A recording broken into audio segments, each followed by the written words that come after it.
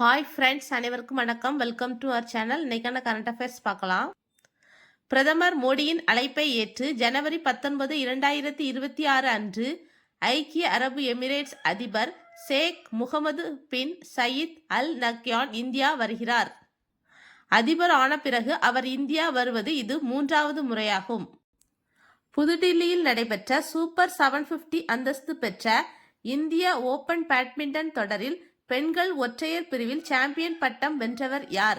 தென் கொரிய வீராங்கனை on say young. இவர் தொடர்ந்து 3வது முறையாக சாம்பியன் பட்டம் பெற்றுள்ளார். கடல்சார் உணவு பாதுகாப்பு குறித்த blue food security see the future 2026 எனும் உலகளாவிய உச்சி மாநாடு எங்கு நடைபெற்றது? இஸ்ரேலின் ஈலாட்டில். இந்தியாவின் முதல் கண்காணிப்பு ஆளில்லா விமானமான மேப்ஸ் அமைப்பினை உருவாக்க எந்த நிறுவனத்துடன் இந்திய ராணுவம் ஒப்பந்தம் மேற்கொண்டுள்ளது? பெங்களூருவில் உள்ள new space research and technologies. இது சூரிய சக்தியில் இயங்கக்கூடியது. ராணுவ எல்லையை கண்காணிக்க பயன்படுகிறது. இது நடுத்தர உயரத்தில் இயங்கக்கூடியது. இதற்காக 168 கோடி ரூபாயில் ஒப்பந்தம் மேற்கொள்ளப்பட்டுள்ளது. ரஷ்யாவிடமிருந்து புதைப்படிவ எரிபொருட்களை வாங்குவதில் இந்தியா 3வது இடத்தில் உள்ளது.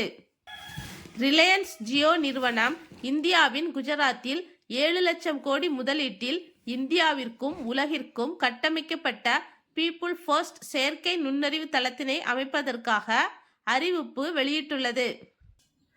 பெண்கள் மற்றும் குழந்தைகளின் பாதுகாப்பை மேம்படுத்த அக்கா படே திட்டம் எங்கு தொடங்கப்பட்டுள்ளது? கர்நாடகாவின் தட்சிண கன்னடா மாவட்டத்தில்.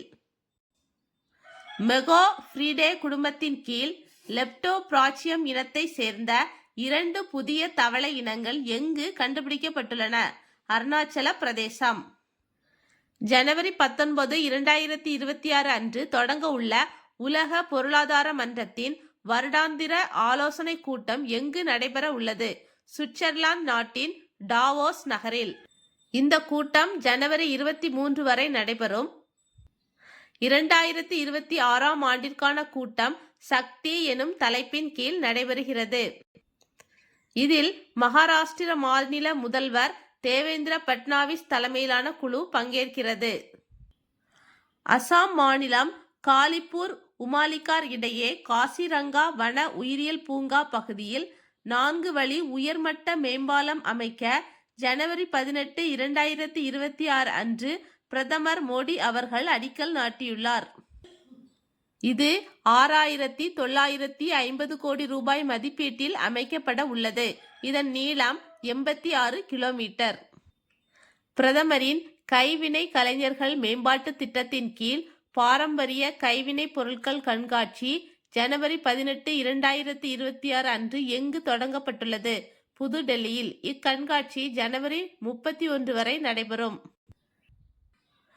2026 இந்தியாவின் 92வது சதுரங்க கிராண்ட் மாஸ்டர் பட்டம் பெற்றவர் யார்? ஆரியன் வர்சனே. ஜனவரி 2026 தொடங்கப்பட்ட பான்குடி டிஜிட்டல் போர்ட்டல் எந்த அமைச்சகத்துடன் தொடர்புடையது? பெண்கள் மற்றும் குழந்தைகள் மேம்பாட்டு அமைச்சகம்.